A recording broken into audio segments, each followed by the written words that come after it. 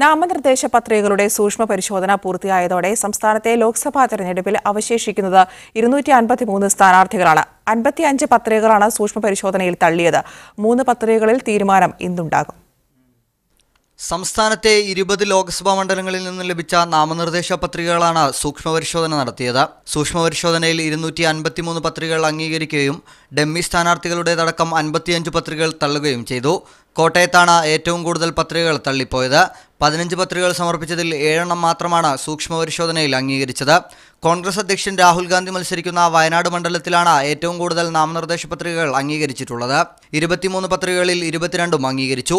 തിരുവനന്തപുരത്ത് 17, ആറ്റിങ്ങലിൽ 21, കൊല്ലത്ത് 10, പത്തനംതിട്ടയിൽ 19, മാവേലിക്കരയിൽ 10, ആലപ്പുഴയിൽ 12, ഇടുക്കിയിൽ 8, എറണാകുളത്ത് 14, ചാലക്കുടിയിൽ 13, തൃശൂരിൽ 9, ആലത്തൂരിൽ 7, പാലക്കാട് 10, പൊന്നാനിയിൽ 14, മലപ്പുറത്ത് 8, കോഴിക്കോട് 15, വടകരയിൽ 13, കണ്ണൂർ 13, കാസർഗോഡ് 11 എന്നിങ്ങനെയാണ് മണ്ഡലങ്ങളിൽ അംഗീകരിച്ച പത്രികകളുടെ എണ്ണം.